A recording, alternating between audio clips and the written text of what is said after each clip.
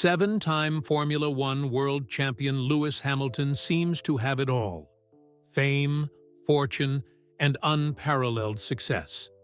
But when he unexpectedly encounters Marcus Reed, a former karting rival now delivering packages for a living, both men are forced to confront the thin line between success and obscurity in the ruthlessly expensive world of motorsport.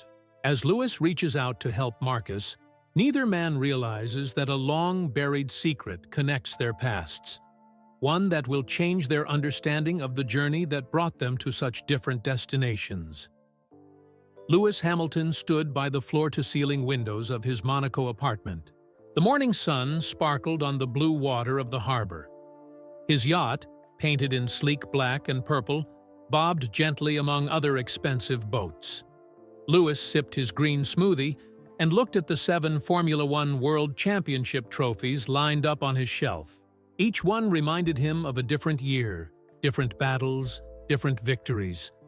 He had worked so hard for these shiny cups. Sometimes he still couldn't believe they were his. His phone buzzed with a message from Bono, his race engineer at Mercedes. Weather report for Silverstone looks mixed. Rain possible on race day. Lewis smiled. He loved racing in the rain. Growing up in England meant he had plenty of practice on wet tracks. The British Grand Prix was coming up this weekend, and Lewis always felt special pressure to do well in his home race. The fans expected it. He expected it from himself. He scrolled through more messages. His assistant Angela had his schedule for the day. His trainer wanted to meet for a workout. Designers from his clothing line needed his approval on new items. Everyone wanted a piece of his time. Lewis put down his phone and walked to another room where he kept his helmets from over the years.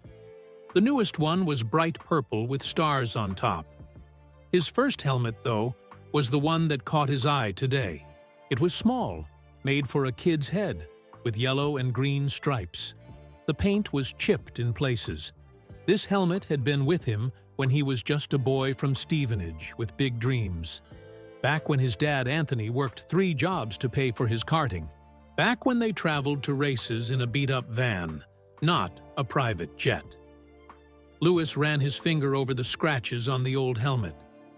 He thought about his dad waking up at 4 a.m. to work, then driving him to racetracks, then working again.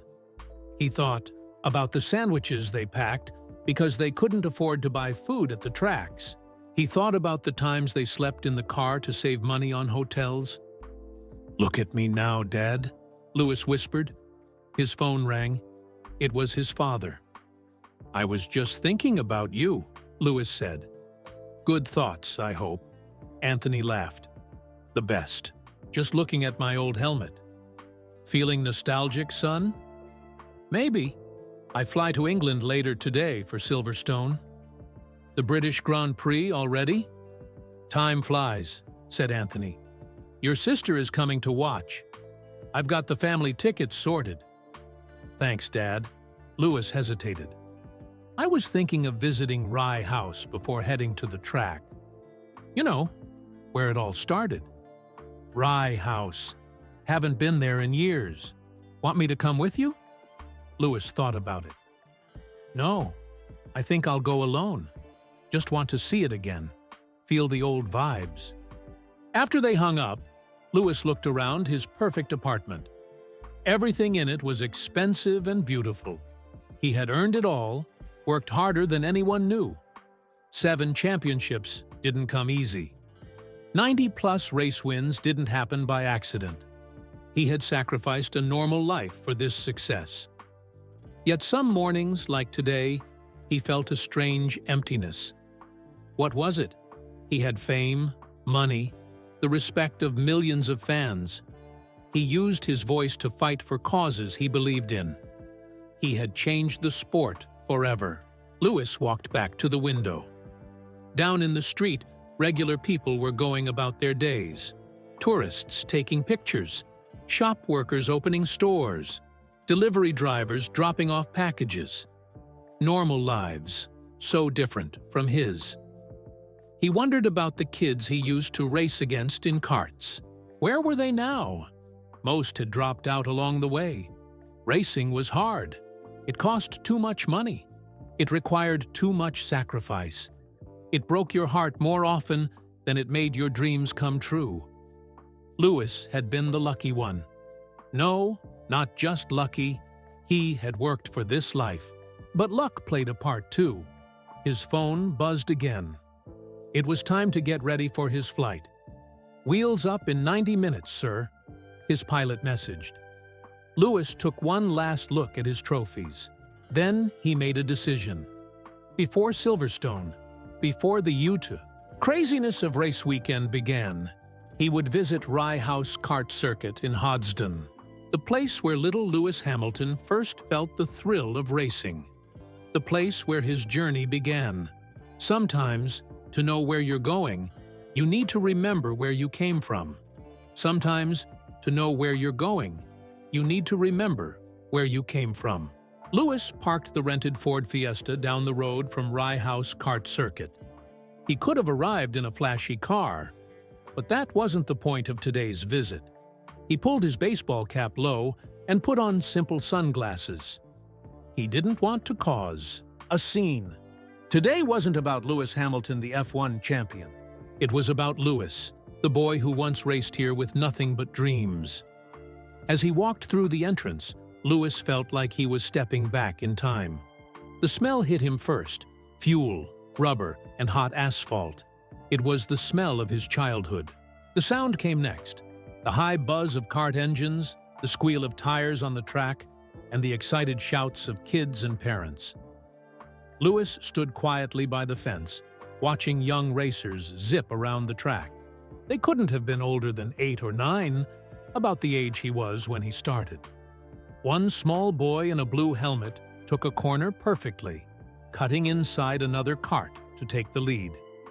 "Good move," Lewis whispered, smiling. "Still got your eye for racing lines, I see." Lewis turned to find an older man with white hair and a weathered face looking at him. The man grinned, showing a gap between his front teeth. "Terry?" Lewis said, surprised. "Terry Wilson?" "The very same," Terry laughed, "though a bit grayer than when you were burning up my track." Terry had run Rye House when Lewis was a kid. He'd seen thousands of young racers come and go over the years, but he never forgot Lewis. "Your disguise isn't bad," Terry said, "but I'd know that smile anywhere. It's been on enough magazine covers." They shook hands warmly. Lewis felt a wave of emotion he hadn't expected. "Want a tour?" Terry offered. "Some things have changed, but the track's still the same." As they walked around, Terry pointed out new buildings and equipment. The facilities were better than in Lewis's day, but not fancy. Karting was still a tough sport to fund. "The Wall of Fame keeps growing," Terry said, leading Lewis to a hallway inside the main building. Photos covered the walls, young racers who had gone on to bigger things. Lewis saw his own face, aged about 12, holding a trophy almost as big as he was. Next to his photo was one of Jenson Button, another British driver who had made it to F1. There were newer faces too, kids who had come after Lewis's time. "You started something, you know," Terry said. "After you made it big, more kids from different backgrounds started coming here." Parents would say, "If Lewis Hamilton can do it, my kid can too." Lewis nodded, touched. That was part of why he raced, to show that F1 wasn't just for the wealthy or the well-connected. As they continued looking at photos, Terry pointed to one of a skinny boy with dark curly hair. The boy was standing on a podium, with a young Lewis beside him in second place. "Remember Marcus Reed?" Terry asked. Lewis peered at the photo.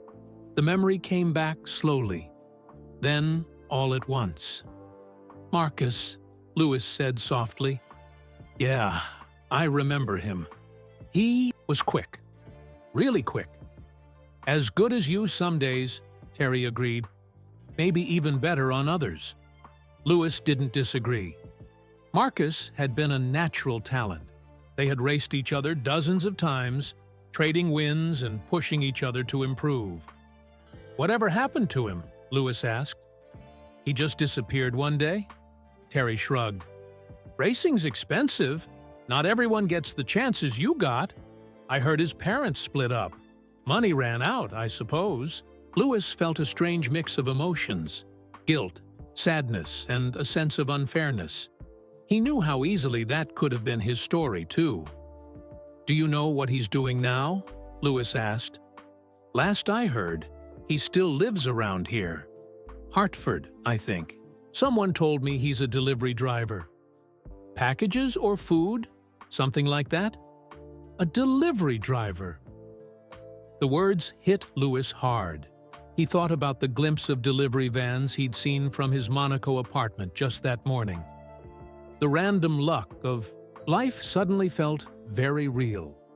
"You two were something to watch back then," Terry continued, unaware of Lewis's thoughts. "Everyone knew you'd both go far. But racing's not just about talent, is it?" "No," Lewis agreed quietly. "It's not." They finished the tour by the edge of the track. A new group of kids was racing now, their parents watching nervously from the sidelines. Lewis recognized the look, the mix of hope, pride, and fear that came with watching your child chase a dangerous dream. "Thanks for showing me around, Terry," Lewis said. "Anytime. Coming back for nostalgia? Or is there something else on your mind?" Lewis watched the carts zoom past. "I'm not sure. Just felt like I needed to be here today." As he walked back to his car, Lewis couldn't stop thinking about Marcus Reed. The boy who had been his equal. The boy who might have been standing next to him on F1 podiums if things had been different. Lewis pulled out his phone and called Angela, his assistant. "Angela, I need you to find someone for me," he said. "A Marcus Reed from Hartford. Used to race karts at Rye House. Now works as a delivery driver somewhere in the area." "Any particular reason?" Angela asked. Lewis wasn't sure how to explain it.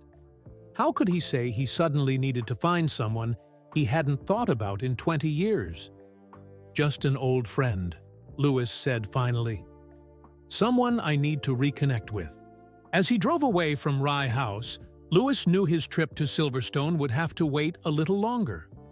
Some journeys were more important than others.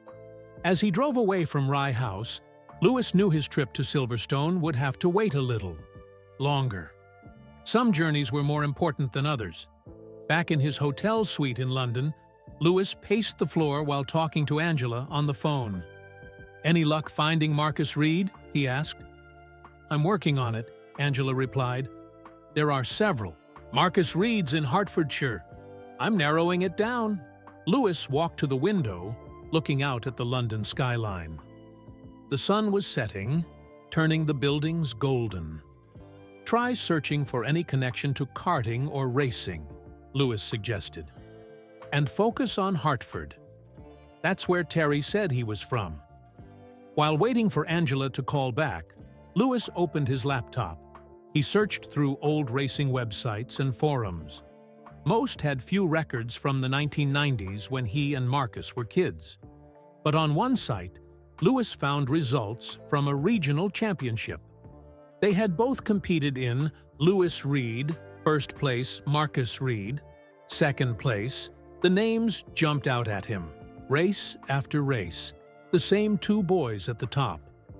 Sometimes Lewis won, sometimes Marcus did. Lewis dug deeper. In his hotel room closet was a box he always traveled with. Inside were special items from his racing days. He pulled out old photos and magazines. There they were, Lewis and Marcus on podiums together. Two skinny boys with big smiles and even bigger dreams. In one photo, they held trophies while standing on a podium. Lewis in first place, Marcus in second. In another photo, their positions were switched. Lewis studied Marcus's face in the old pictures. Dark, curly hair, serious eyes, a shy smile. They had been rivals, but not enemies. They had pushed each other to be better. His phone rang. It was Angela. "I found him," she said. Lewis sat up straight.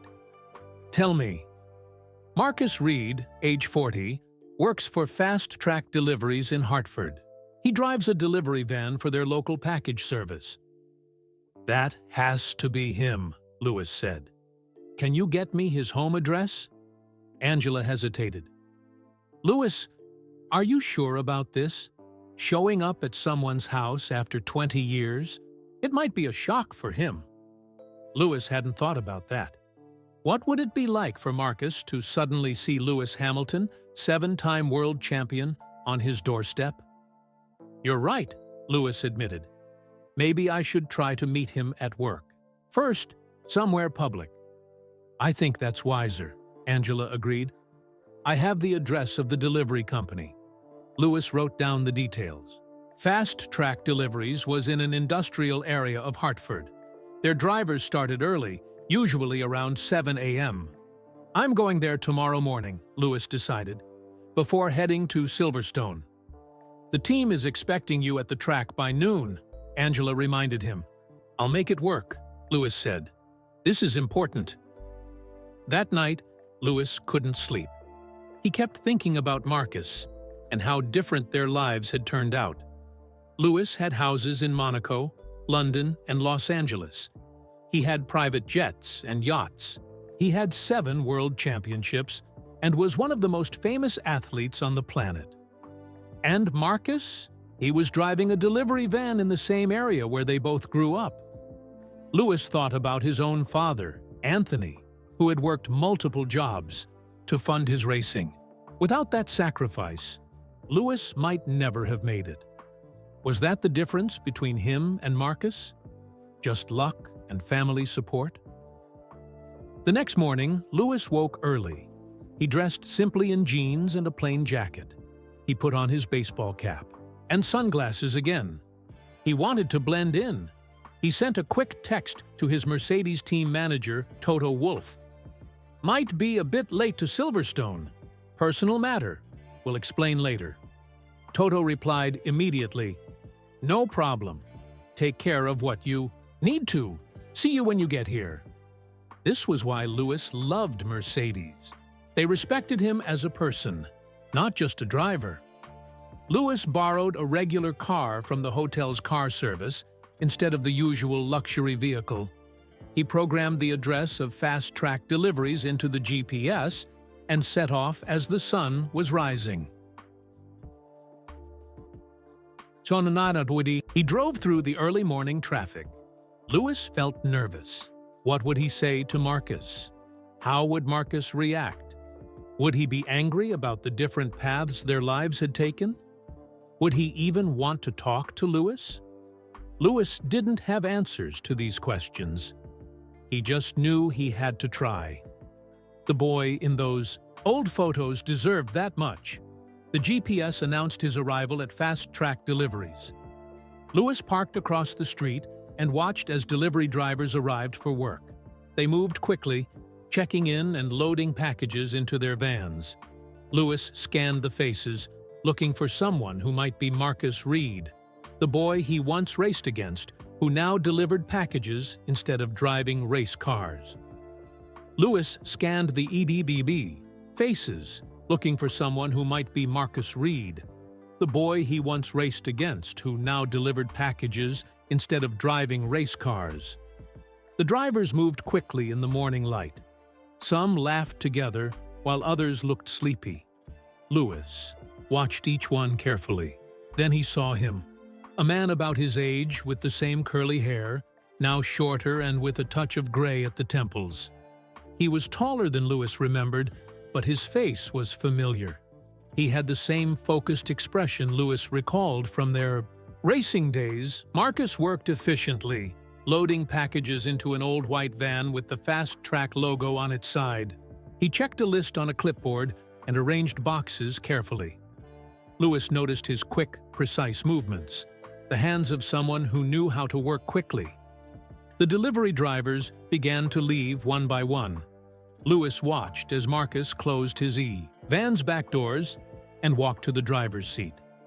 The engine made a loud rattling noise when he started it. Lewis winced at the sound. His own cars purred like cats when they started. Lewis hadn't planned what to do next. Should he approach Marcus? Now? Follow him? Wait for his lunch break? He decided to follow at a distance and look for a good moment to talk.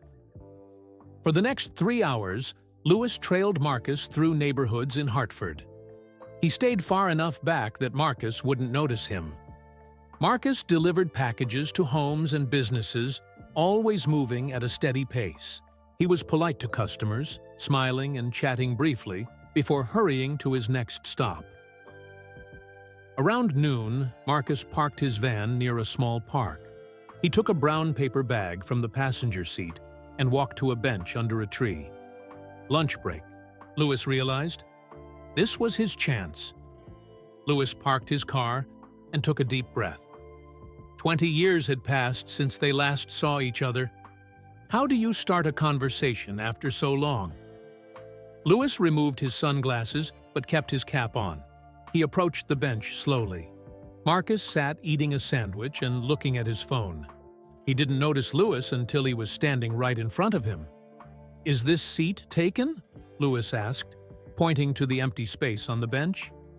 Marcus looked up, ready to answer a stranger with a polite no. His eyes widened. The sandwich stopped halfway to his mouth. "Lewis?" Marcus said, his voice barely above a whisper. "Lewis Hamilton?" "It's good to see you, Marcus," Lewis said, suddenly nervous.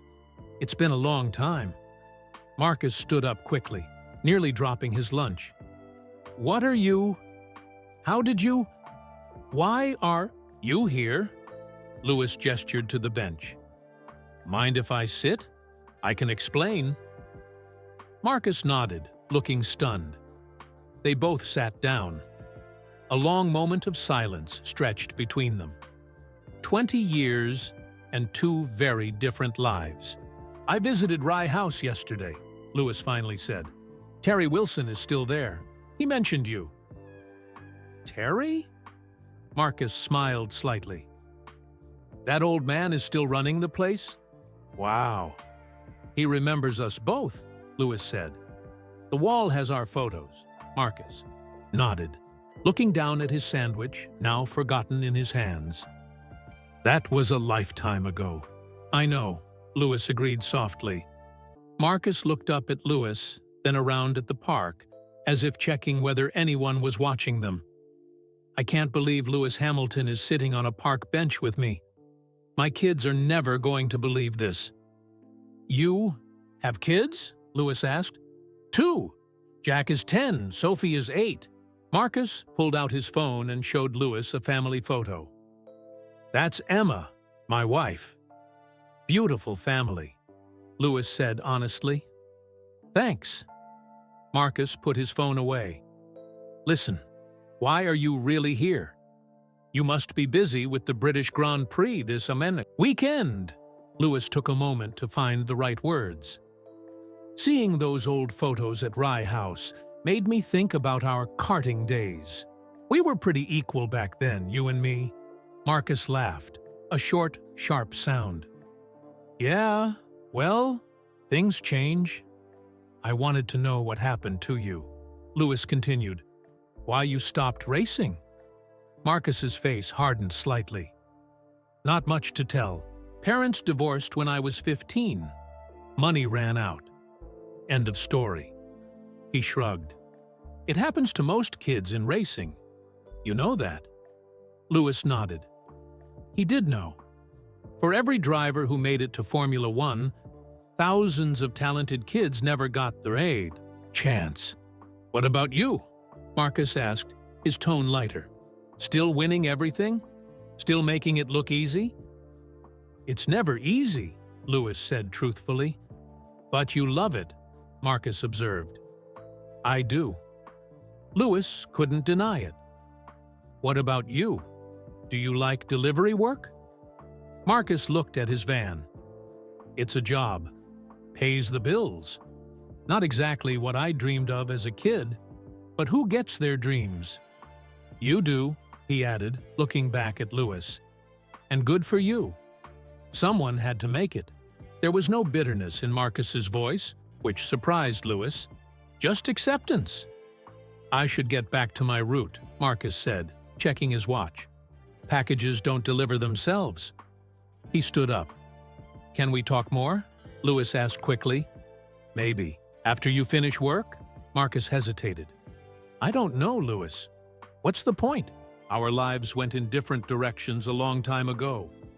Please, Louis said. Just a conversation, for old time's sake.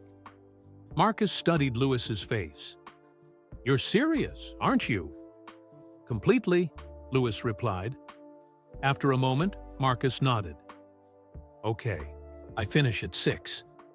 But I need to get home to my family. What about tomorrow? Louis suggested. Maybe I could come to your house? Meet your family? I'll bring dinner. Marcus laughed again, this time with genuine amusement. Lewis Hamilton bringing takeout to my house in Hartford? That would be something. They exchanged phone numbers. As Louis watched Marcus walk back to his delivery van, he felt a strange mix of emotions. Relief at finding Marcus, sadness at how different their lives had become, and something else. A feeling that this meeting was somehow important, not just for Marcus, but for Louis himself. Louis checked the time. He needed to get to Silverstone. The team was waiting for him, but as he drove away, his mind wasn't on race setups or track conditions. It was on Marcus Reed, the boy who could have been a champion. Louis checked the time. He needed to get to Silverstone. The team was waiting for him, but as he drove away, his mind wasn't on race setups or track conditions. It was on Marcus Reed, the boy who could have been a champion. The next evening, Louis sat in his car outside Marcus's house. It was a small brick home on a quiet street in Hartford. Nothing fancy, but neat and well kept. Toys were scattered in the small front yard, a soccer ball, a scooter, and a pink bicycle with training wheels. Louis checked his reflection in the mirror and adjusted his baseball cap. He had come straight from Silverstone after practice sessions for the British Grand Prix. The Mercedes team had been confused by his distraction, but Louis had still managed to set the fastest lap of the day. Racing was in his blood. Heidi had grabbed Haro, the bags of food from the passenger seat, takeout from a nice restaurant in London. Then he walked to the front door and rang the bell. The door opened, and a woman with blonde hair pulled back in a ponytail looked at him. Her eyes widened. In recognition. You must be Emma, Louis said, smiling. I'm Louis. Louis Hamilton. I know who you are, Emma said, her voice a mixture of shock and amusement. Marcus told me you might come, but I didn't quite believe it. She stepped back. Please, come in. The inside of the house was small but cozy. Family photos lined the walls. Toys were stacked in corners. It smelled like home-cooked meals and laundry soap. Marcus is just getting changed, Emma explained. He got home from work a little late. She called up the stairs. Marcus, your guest is here. Footsteps pounded down the hallway, but they weren't Marcus's. 2 children appeared, skidding to a stop when they saw Louis. The boy's mouth dropped open. Mom, it really is him. It's Louis Hamilton. Jack, Sophie, this is Mr. Hamilton, Emma said. He's an old friend of your dad's. Just Louis, please, Louis said, kneeling down to the children's level. Your dad and I used to race together when we were not much older than you. Dad said you were friends, but I didn't believe him, Jack said, his eyes huge. I have your poster in my room and your Mercedes car. Can you sign them? Jack, Emma scolded. Let Louis, get inside properly first. It's okay, Louis laughed. I'd be happy to sign anything you want, Jack. Sophie, the younger child, looked at Louis with serious eyes. Dad says you're the best driver in the world. That's very nice of your dad, Louis said. But actually, your dad used to beat me sometimes when we were kids. Dad was a racer too? Sophie asked, looking confused. He was a very good racer, Louis confirmed. I was okay, said a voice from the stairs. Marcus stood there, hair damp from a shower, wearing clean jeans and a button-up shirt. Nothing like Louis, though. Don't sell yourself short, Louis said, standing up. You had me worried plenty of times. The two men shook hands, more comfortable than yesterday. I brought dinner, Louis said, holding up the bags of food. You didn't have to do that, Marcus said. I wanted to, Louis insisted. Dinner was less awkward than Louis had feared. The food was a hit, especially with the children. Jack peppered Louis with questions about race cars and speeds. Sophie wanted to know if Louis was scared when he drove fast. Emma was nervous at first, but soon relaxed. So how did you two actually meet? Emma asked as they ate. Louis and Marcus exchanged glances. Rye House Kart Circuit, Marcus said. We were both about 8 or 9. Louis was the kid everyone talked about, the one to beat. And Marcus was the one who actually beat me, Louis added. More times than I like to remember. We traded wins for years, Marcus explained to his family. Sometimes I'd win, sometimes Louis would. We made each other better. After dinner, while Emma took the children to get ready for bed, Marcus and Louis sat in the small backyard with cups of tea. You have a beautiful family, Louis said. They're everything to me, Marcus replied simply. How did you end up at Fast Track? Louis asked carefully. Marcus stared into his tea. After racing ended, I finished school. No money for university, so I worked construction for a while. Did some mechanics work, drove taxis, tried different things. Met Emma while I was bartending. Actually, she was a customer. He smiled at the memory. Got the delivery job about 7 years ago, he continued. It's steady work.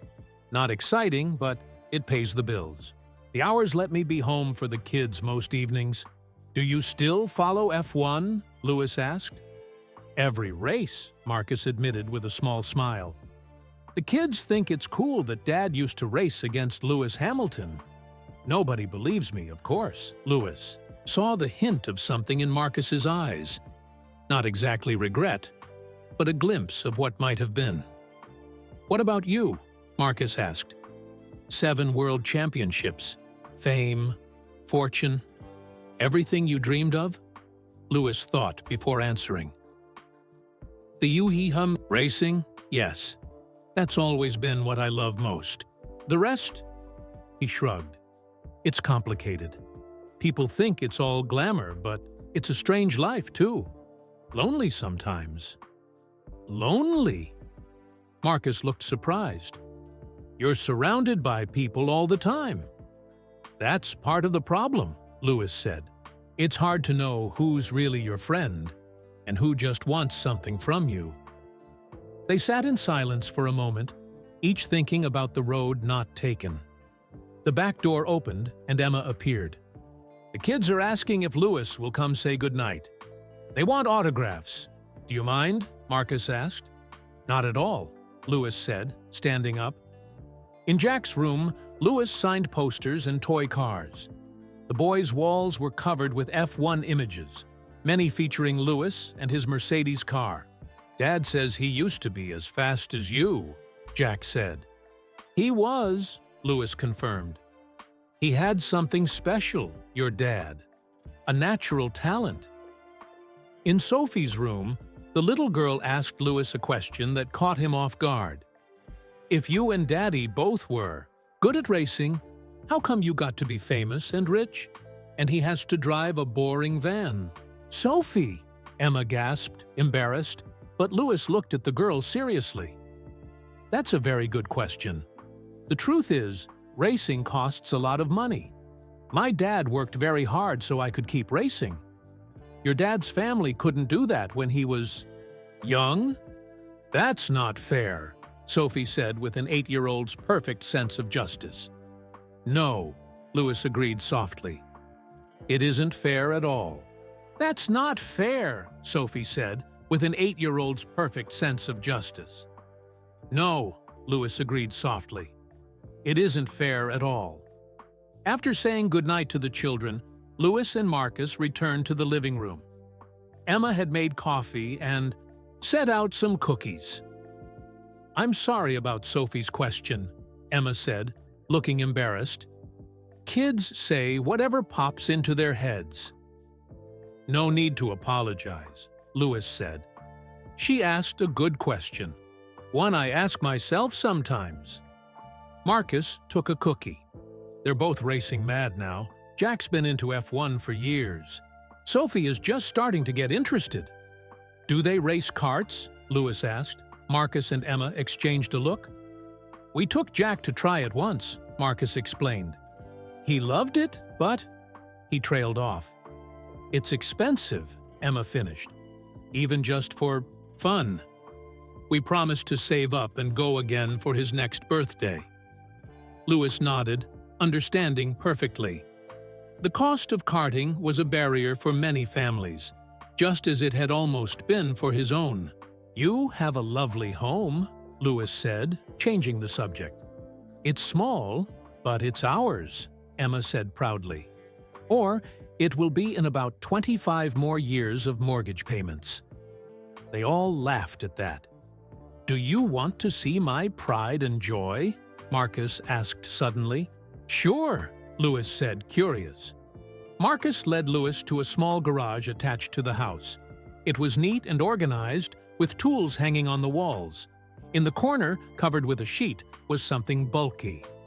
Marcus pulled off the sheet to reveal his old karting gear, a helmet with faded colors, racing gloves worn thin at the palms, a trophy collection gathering dust. Louis recognized some of the trophies from races they had both competed in. You kept it all, Louis said, surprised. Couldn't bring myself to throw it away, Marcus admitted. Sometimes I come out here and remember what it felt like. The speed, the focus, the pure joy of a perfect lap. Louis picked up one of the trophies. Both their names were engraved on it as finalists. Rye House Championship, 1996, he read aloud. You won that one, Marcus recalled. Last lap pass in the rain. Brilliant move. You almost got me back at the final corner, Louis said, the memory crystal clear. Almost, Marcus smiled. Story of my life. They were interrupted by Jack and Sophie, who had snuck out of bed when they heard the garage door open. Dad, can you tell the karting stories? Jack asked excitedly. Louis hasn't heard them. You're supposed to be in bed, Emma said from the doorway, but she was smiling. Just one story, Jack pleaded. Please? They all went back to the living room. The children sat on the floor while Marcus and Louis took turns telling stories about their karting days. They finished each other's sentences and laughed about old rivals and crashes. There was this one race at Buckmore Park, Marcus said. Louis and I were battling for the lead. It started raining halfway through. Marcus was ahead, Louis continued. I was right on his tail. Then there was this huge puddle at the hairpin turn. Louis went to the inside where it was drier. Marcus picked up the story. Smart move. I hit the puddle and went spinning. But then you came back and nearly caught me at the finish, Louis finished. Nearly, Marcus said again, with the same small smile. Sophie yawned widely, and Emma declared it was definitely bedtime now. The children protested, but finally went upstairs after extracting promises from Lewis that he would visit again. As Lewis prepared to leave, he felt a strange mix of emotions. Marcus had so much less in material terms, but there was something in this house that Lewis's mansions lacked. The sound of children laughing, the family photos on every wall, the sense of belonging. "Thanks for dinner," Marcus said at the door. "And for making my kids' year." "I should be thanking you," Lewis replied. "It's been good to reconnect." They shook hands, and Lewis walked to his car. As he drove back to his hotel, the contrast between his life and Marcus's kept playing in his mind. The private jets and the delivery van, the Monaco apartment and the small house in Hartford, the 7 world championships and the dusty karting trophies, but also the lonely evenings and the family dinners, the fans who wanted something from him, and the children who loved their father simply because he was Dad. Lewis had achieved everything he'd dreamed of as a boy. His name would be in the history books forever. But what did Marcus have that Lewis didn't? By the time Lewis reached his hotel, an idea was forming in his mind. He sent several late-night messages to his manager, to the Mercedes team boss Toto Wolff, and to some racing team owners he knew. He wasn't sure if his plan would work, but Lewis Hamilton was not used to taking no for an answer. The next morning, Lewis qualified on pole position for the British Grand Prix. In the press conference afterward, a journalist asked what had given him the extra edge today. "Let's just say I got a reminder of why I race," Lewis answered. "Sometimes you need to look back to move forward." That evening, instead of focusing on race strategy for tomorrow, Lewis made another call. "Marcus, it's Lewis. What are you and your family doing tomorrow?" "Watching you race on TV, I suppose," Marcus answered, sounding confused. "How about watching in person instead?" Lewis asked. "I've arranged passes for all of you, VIP access. I'll send a car to pick you up in the morning." There was silence on the other end of the line. "Marcus, you still there?" "Yes," Marcus finally said. We've never been to an F1 race. The kids will go crazy. Are you sure it's not too much trouble?" "No trouble at all," Lewis said. "Consider it good karma for tomorrow's race." Lewis hung up, feeling better than he had in months. He wasn't sure why finding Marcus again felt so important, but something told him this was just the beginning. Lewis hung up feeling better than he had in months. He wasn't sure why finding Marcus again felt so important, but something told him this was just the beginning. Race day at Silverstone dawned clear and cool. Lewis went through his usual pre-race routine: special breakfast, meeting with engineers, meditation to clear his mind. But today, his thoughts kept drifting to Marcus and his family. Between his final engineering briefing and getting dressed in his racing suit, Lewis made several private calls. He spoke with his personal manager about a new project. He called contacts at other racing teams. He had a long conversation with Toto Wolff, the Mercedes team boss. Each call was part of a plan forming in Lewis's mind. Just before he was due at the track, Lewis checked that everything was arranged for his guests. The Mercedes hospitality team confirmed that the Reed family would be looked after from the moment they arrived. "Make sure the kids get team caps and t-shirts," Lewis instructed. "And I want them to tour the garage before the race." As Lewis walked to the Mercedes garage for final preparations, his race engineer Bono noticed his distraction. "Everything okay, Lewis?" Bono asked. "You seem somewhere else today." "Actually, I feel more present than I have in a long time," Lewis replied. "I'm ready." The pre-race ceremonies passed in a blur. National anthem, driver parade, final checks on the car. Then Lewis was buckling into the cockpit of his Mercedes, feeling the familiar embrace of the seat. As the cars lined up on the grid, Lewis's radio crackled to life. "Lewis, you have some special fans watching from our garage today," came the voice of his team manager. "A family you invited. The kids say good luck." Lewis smiled behind his visor. "Tell them thanks. I'll try to put on a good show." When the lights went out, Lewis made a perfect start.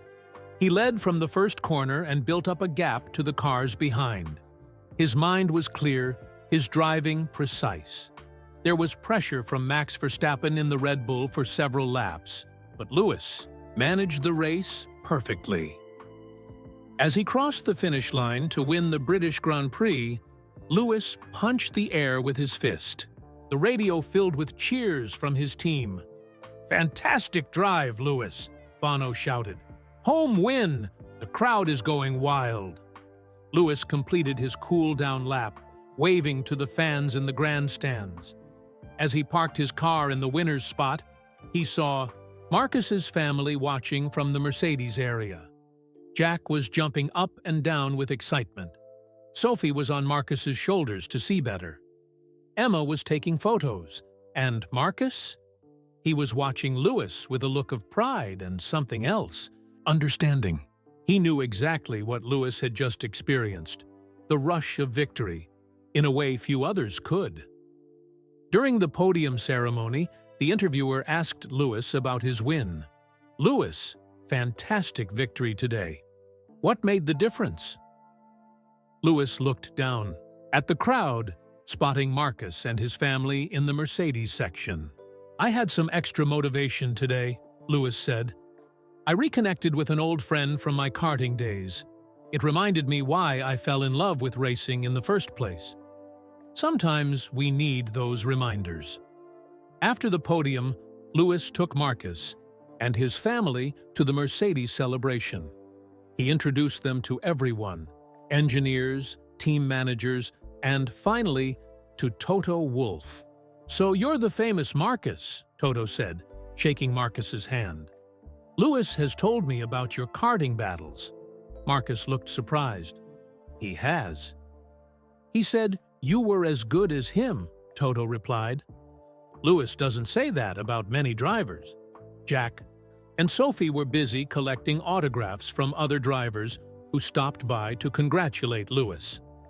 Lewis watched as Marcus explained technical details of the F1 cars to his children.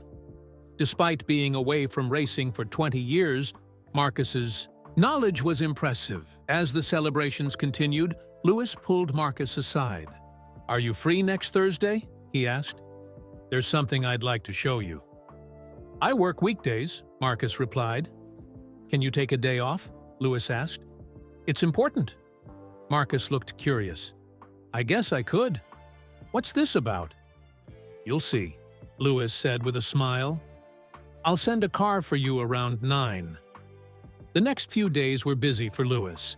After every race came media duties, sponsor events, and team debriefs. But between these obligations, Lewis continued making calls and arranging meetings for his new project. On Thursday morning, a Mercedes drove Marcus to the team's headquarters in Brackley. Lewis met him in the lobby. "Welcome to Mercedes F1, Lewis said, shaking Marcus's hand. "This place is incredible," Marcus said, looking around at the gleaming facility. Lewis gave Marcus a tour unlike the usual ones for VIP guests. He showed him the car development areas, the simulation rooms, and the engineering sections. Marcus asked technical questions that impressed the Mercedes staff they encountered. Finally, Lewis led Marcus to a meeting room where Toto Wolff was waiting. "Thank you for coming, Marcus," Toto said. "Lewis speaks very highly of your racing knowledge." Marcus looked confused. "What exactly is happening here?" Lewis explained his idea. Mercedes was expanding their young driver development program. They needed someone who understood karting fundamentals to help identify and mentor young talent. Someone who knew what it was like to have natural ability but limited resources. "I think you'd be perfect for this role," Lewis told Marcus. "You have the racing knowledge. You understand the challenges kids face, and you haven't forgotten what it means to love racing for its own sake. Marcus stared at Lewis in shock. But I've been out of racing for 20 years. I'm a delivery driver. You're a racer who delivers packages, Lewis corrected him. There's a difference. Toto explained that they wanted Marcus to start by working part-time with some young carters, see if it was a good fit. The salary would be twice what he made at his delivery job, with potential for a full-time position. As Marcus drove home that afternoon, his mind was spinning with possibilities. After 20 years away from the sport he loved, could he really find his way back? And all because Lewis Hamilton had decided to visit Rye House and look up an old rival? Life was strange sometimes. Just a week ago, Marcus had been delivering packages, thinking that was all his future held. Now, a door was opening to a world he had left behind long ago. Life was strange sometimes. Just a week ago, Marcus had been delivering packages, thinking that was all his future held. Now, a door was opening to a world he had left behind long ago. Marcus pulled into his driveway, still trying to process everything that had happened. Emma's car was already there. He had texted her after the meeting, asking her to be home when he got back. This was too big to discuss over the phone. "How did it go?" Emma asked as soon as he walked in. "Your message seemed urgent." Marcus sat down heavily at the kitchen table. "You're not going to believe this." He explained the offer from Mercedes, working with young carters, scouting talent, using his racing knowledge, a foot back in the door of the motorsport world. Better pay, flexible hours. "They want me, Emma," Marcus said, still sounding stunned. "Lewis Hamilton and Toto Wolff think I have something valuable to offer." Emma sat across from him, her eyes wide. That's amazing. Do you want to do it?" "I think I do," Marcus admitted, "but it's a risk. Leaving a steady job for something completely new. What if I fail? What if I'm not what they're looking for?" "And what if you succeed?" Emma countered. "What if this is your second chance?" They talked for hours. They discussed finances, schedules, childcare. They made lists of pros and cons. They calculated how long their savings would last if things didn't work out. "The kids would be so proud," Emma said. "Especially Jack. His dad working in Formula One." "Not exactly Formula One," Marcus corrected. "Just the junior program." "It's still the Mercedes F1 team," Emma insisted. "That's huge." That night, neither of them slept much. Marcus stared at the ceiling, thinking about the choice before him. The safe path was to stay at fast-track deliveries. It wasn't exciting, but it was reliable. The other path led back to racing, his first love, his old dream. The next morning, Marcus went to work as usual. He loaded his van and started his delivery route. But everything felt different now. Each package, each stop, each signature, they all seemed temporary, like he was just passing through. At lunchtime, Marcus parked near the same bench where Lewis had found him just days ago. He sat down and pulled out his phone. For several minutes, he stared at Lewis's number. Then he made the call. "Marcus," Lewis answered immediately. "I was hoping to hear from you." "I've been thinking about your offer," Marcus said. "I have some questions." "Of course," Lewis replied. "Ask me anything." "Why me?" Marcus asked bluntly. "There must be dozens of ex-racers with more recent experience. People with connections in the industry. Why pick a delivery driver you haven't seen in 20 years?" There was a pause on the other end of the line. "Because you see things others don't," Lewis finally said. "Even as kids, you understood racing differently. You didn't just drive fast, you knew why a line worked, why a setup felt right. And now you know what it's like to lose your shot. Because of money, not talent. That perspective is valuable, Marcus. Really valuable. Marcus absorbed this. What if it doesn't work out? I have a family to support. We'll start part-time, Lewis suggested. You can keep your delivery job until you're sure, and if it doesn't work out, I'll personally make sure you find something good. I promise you that. The sincerity in Lewis's voice was convincing. Marcus made his decision. Okay, he said. I'll try it. When do I start? How about this weekend? Lewis asked. Mercedes is hosting a karting day at Rye House for young drivers. It would be perfect for your first assignment. Rye House? Marcus smiled. Full circle, isn't it? Exactly, Lewis agreed. I'll send you the details. And Marcus, this is going to be great. After hanging up, Marcus felt a strange mixture of excitement and fear. He was 40 years old, starting a new career in a world he had left behind decades ago. Was he crazy to try this? That evening, Marcus gave notice at Fast Track Deliveries. His boss, Dave, was surprised. You've been one of our most reliable drivers, Dave said. What's the new opportunity, if you don't mind me asking? I'm going to be working with young racing drivers, Marcus explained. Talent development? Dave looked impressed. Didn't know you had a background in that. Long time ago, Marcus said. I used to race. Well, good luck, Dave said, shaking his hand. We'll be sorry to lose you, but it sounds like a great fit. As Marcus cleared out his locker at the delivery company, he found a photograph stuck to the inside of the door. It showed a teenage Marcus in a racing suit, standing on a podium. He had forgotten putting it there years ago. He carefully removed it and put it in his wallet. That weekend, Marcus arrived at Rye House early. The place was busy with activity. Mercedes had transformed the modest karting track with their branding. Professional mechanics were setting up the karts. Team personnel in matching uniforms were organizing equipment, and in the middle of it all was Lewis Hamilton, chatting with a group of excited kids and their parents. Lewis spotted Marcus and waved him over.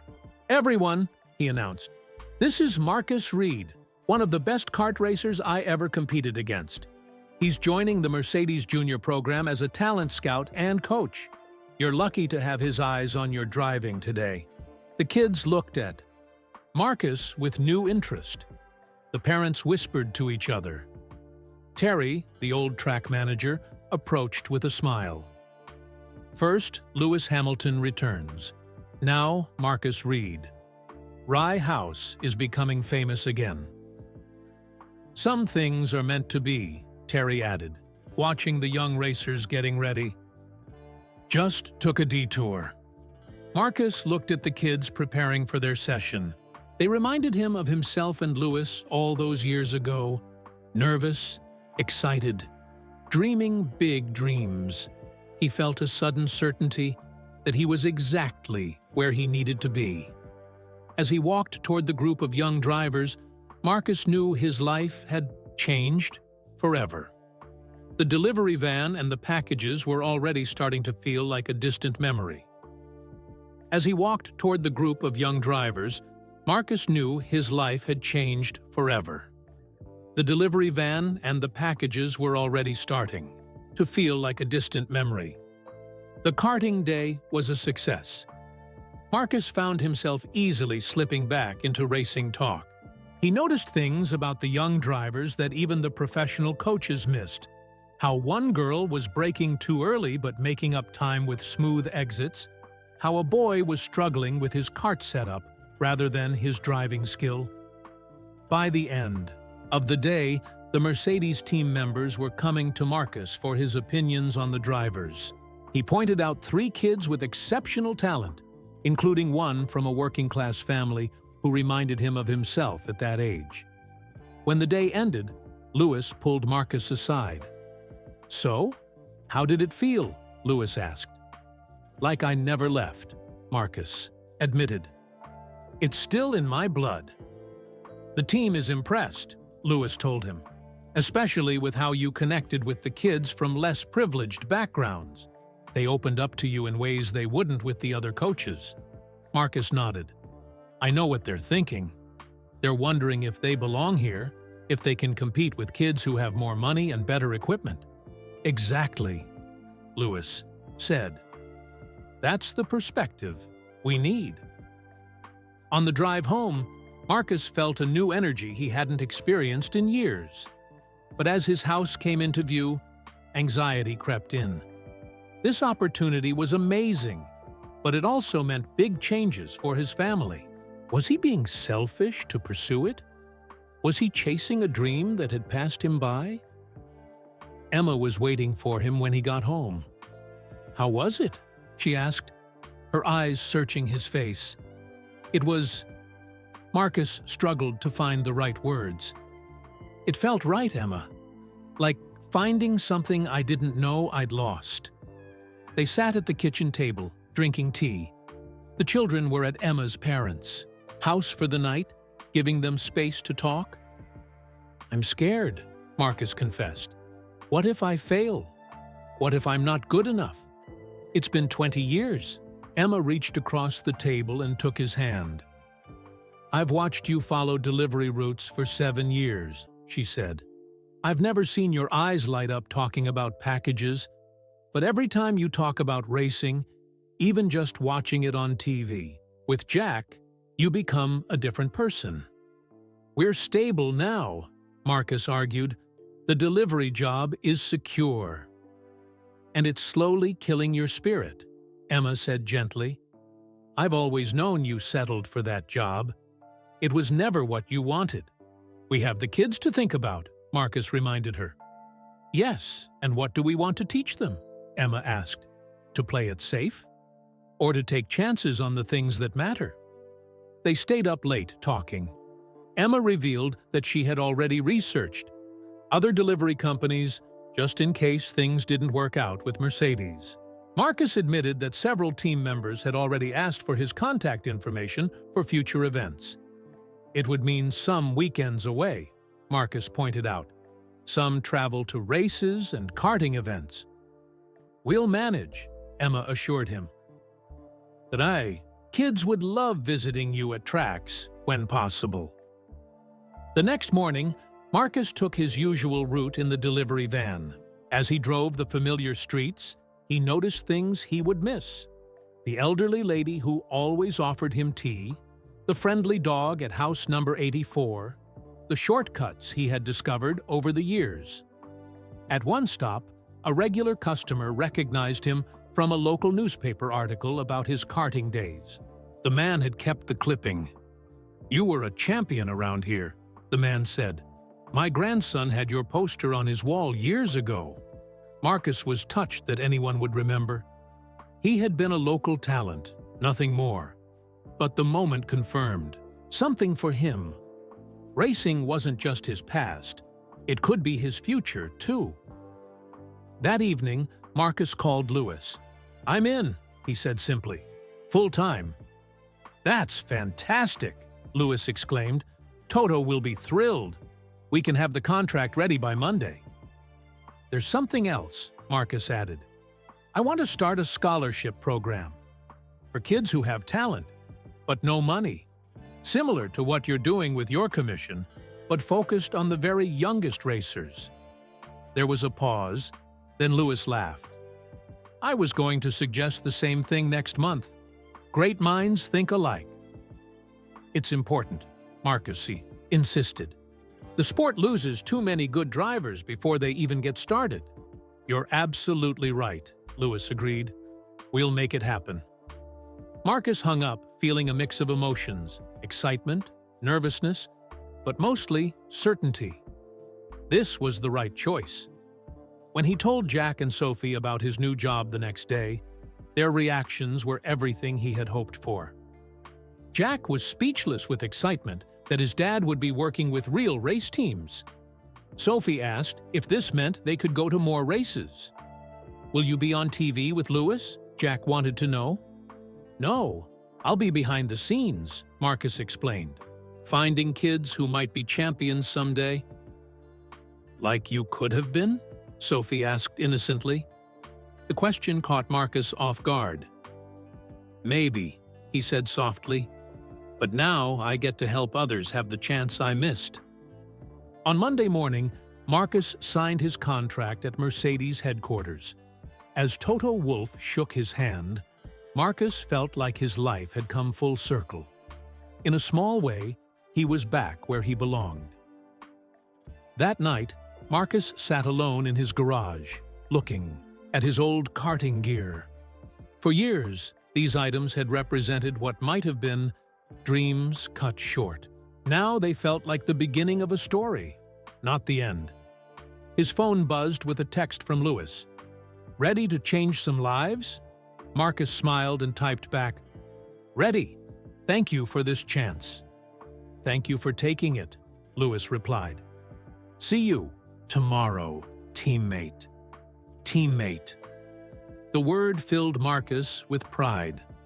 20 years late, but he was finally where he belonged. Teammate. The word filled Marcus with pride. 20 years late, but he was finally where he belonged. The following weekend, Mercedes hosted another karting event at Rye House. This time, it was a proper talent search, with 30 young drivers from across the UK. Louis had made sure the UI invitations went to diverse communities, not just the wealthy racing families who normally dominated the sport. Marcus arrived early, dressed in his new Mercedes team shirt. It still felt strange to wear the logo of a Formula One team, to be part of that world again. Louis pulled up shortly after, causing excitement among the early arrivals. Ready for the big day? Louis asked, bumping fists with Marcus like they used to after races as kids. Ready as I'll ever be, Marcus replied. Parents and children began arriving. Some kids had professional-looking carts and expensive equipment. Others had basic gear and nervous expressions. Marcus noticed 3 children hanging back, looking uncomfortable. Their carts were older models, their racing suits well worn. Marcus approached them first. First time at a Mercedes event? He asked kindly. The children nodded, eyes wide. A girl with dark hair twisted her hands nervously. I'm Marcus. I used to race here when I was your age, he told them. With proper basic technique, you can beat anyone, no matter what cart they have. Want me to show you some tricks? The children followed Marcus around the track as he pointed out racing lines and braking points. By the time they walked back to the pits, they were asking questions and smiling. The nervous energy had transformed into excitement. Louis watched from a distance, nodding in approval. The day's competition began with practice sessions. Marcus moved between groups, offering advice and adjusting kart setups. He paid special attention to the kids with less experience and fewer resources. By lunchtime, one of the children he had helped, the nervous girl named Zara, was setting impressive lap times. You've got a good eye, said one of the Mercedes engineers, looking at Zara's data. That girl has raw talent, she reminds. Me of Louis at that age, Marcus replied. Hungry, fearless, just needs the right support. During the afternoon qualifying sessions, Zara shocked everyone by taking pole position in her age group. When she returned to the pits, her face was glowing with pride. Her father, who had been quietly watching all day, had tears in his eyes. My daughter has been talking about racing since she was 4, he told Marcus. But we couldn't afford proper training. I'm a taxi driver. This is all I could manage. He gestured to their modest equipment. Sometimes that's enough, Marcus said. Talent finds a way. After the final races, Louis and Toto Wolff presented trophies to the winners. Zara had finished first in her group, beating several kids with much better equipment. When Louis handed her the trophy, she was so excited she could barely speak. That girl is special, Toto commented to Marcus as they watched the celebrations. Her technique is excellent for someone with so little formal training. Her family can't afford to develop her talent properly, Marcus explained. She's exactly the kind of driver who usually drops out of the sport before reaching her potential. Toto nodded thoughtfully. Perhaps she could be the first recipient of our new scholarship program. As the event wound down, Lewis introduced Marcus to more people from the racing world: team managers, sponsors, and journalists. Many were surprised to learn that Marcus had once been Lewis's equal on the track. Some things work out differently than expected, Lewis told a curious reporter, but talent always finds its way back to the sport. The sun was setting as the last families packed up their carts. Terry, the old track manager, joined Lewis and Marcus by the pit wall. Like old times, seeing you two here, Terry said with a sure smile. Except now, you're the ones watching instead of racing. Full circle, Lewis agreed. Some things are meant to be, Terry said. Just took a detour. As Terry walked away, Lewis turned to Marcus. He's right, you know, Lewis said. This feels right. Like this is what was supposed to happen all along. Marcus nodded. Strange how life works out. If you hadn't stopped by Rye House that day, I think I was meant to find you, Lewis said. Not just by chance. Marcus looked across the track where Zara and her father were packing up their modest cart. That girl has what we had, he said. The hunger, the natural feel for racing. Without help, she'll disappear from the sport in a year or two. Not anymore, Lewis replied firmly. We'll make sure of that. Toto Wolff approached them with a formal contract in his hand. He had been watching Zara too. I've made a decision, Toto announced. Mercedes will fully sponsor this girl in the Junior Karting Championship next year. Marcus, you'll be her coach. Lewis will be her mentor. Let's see what she can do with proper support. Zara and her father couldn't believe the news. The girl kept looking between Lewis and Marcus as if they might tell her it was all a joke. Why me? She asked finally. Marcus knelt down to her level. Because you have something special, something that can't be bought or taught, and because everyone deserves a fair chance. As the Reed family drove home that evening, Marcus felt a contentment he hadn't experienced in years.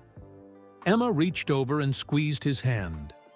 You're different already, she said. Happier. I feel like I found a missing piece of myself, Marcus admitted. In the back seat, Jack and Sophie were full of questions about Zara, the girl their dad would be coaching. Will she be a Formula One driver someday? Jack asked. It's possible, Marcus replied.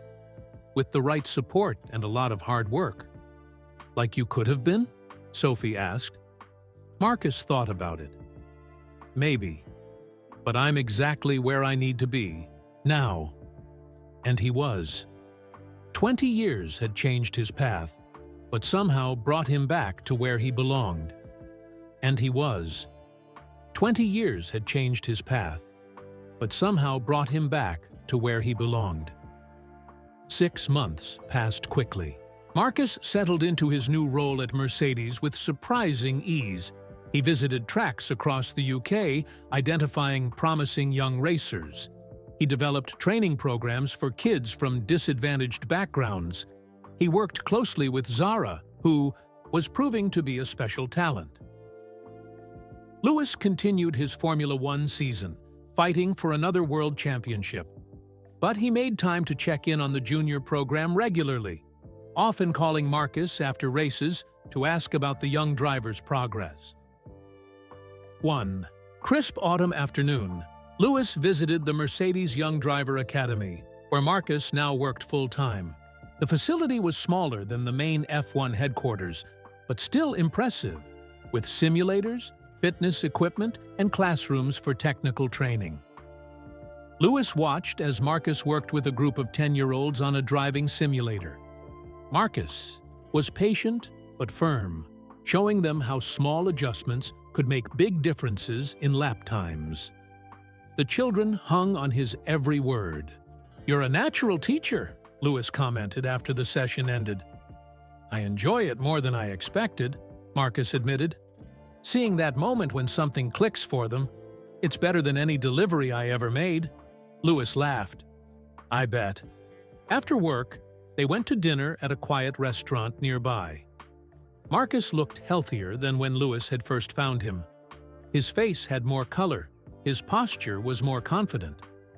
The delivery driver was fading away, replaced by the racing coach he was meant to be. Marcus's family had adapted well to the changes. They had moved to a slightly larger house closer to Brackley.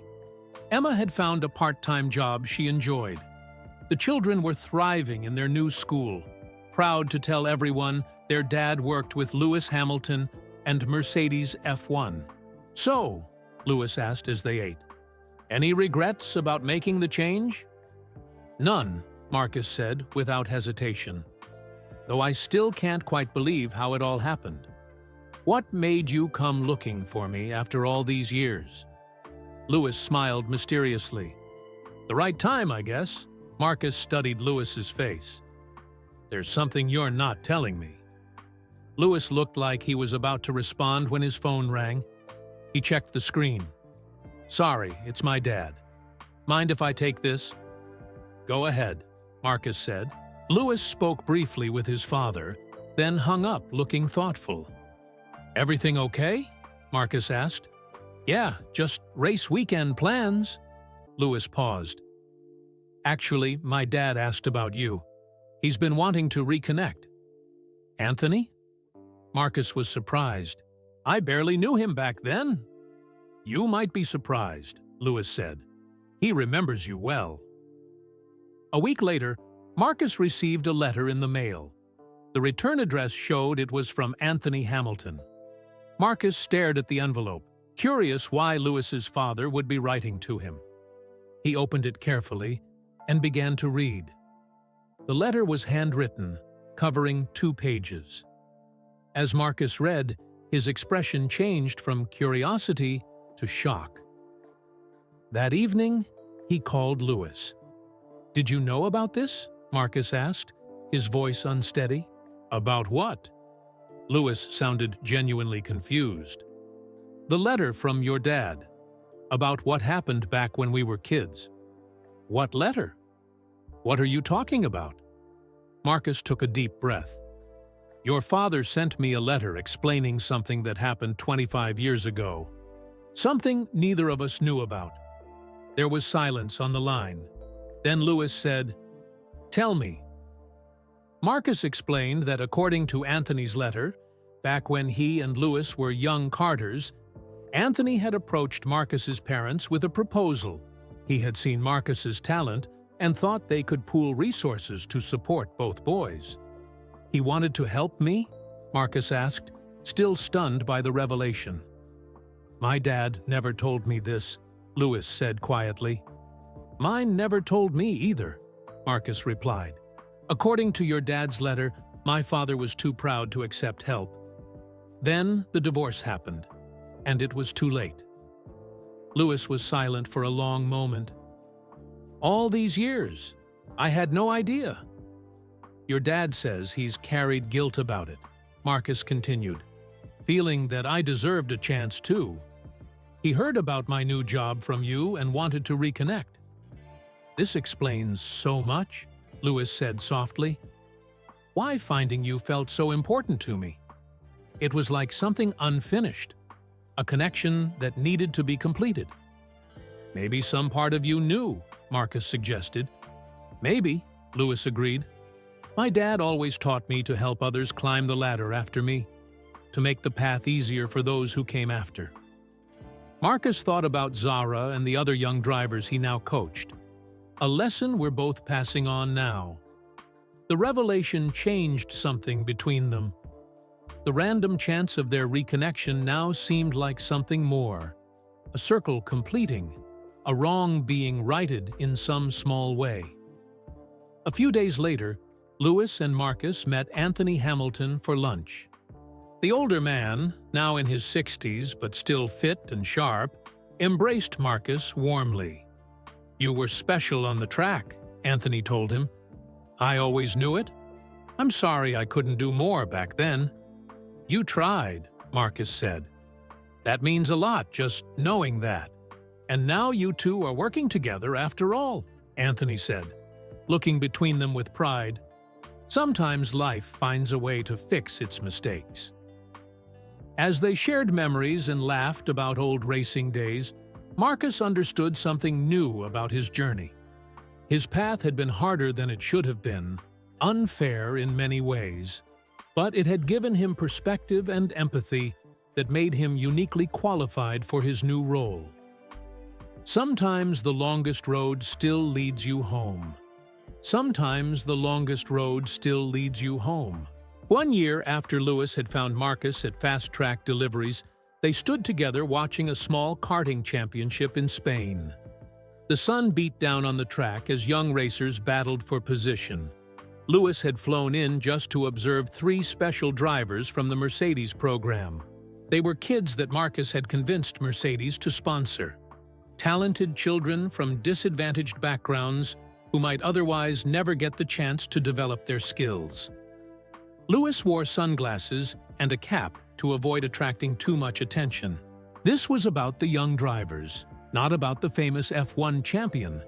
He watched from a distance as Marcus coached them between sessions, making small adjustments to their karts and giving them encouragement. One of the drivers, 12-year-old Zara, had shown remarkable progress under Marcus's guidance. Her family had moved from London to be closer to the Mercedes program.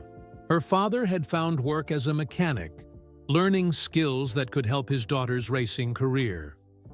"She's got it, doesn't she?" Lewis said as Zara expertly navigated a tricky section of the track. "She's special," Marcus agreed. "Reminds me of you at that age. Hungry, determined, fearless." Zara's race was the last of the day. She started from pole position but lost the lead at the first corner. For several laps, she chased the leader, looking for a way past.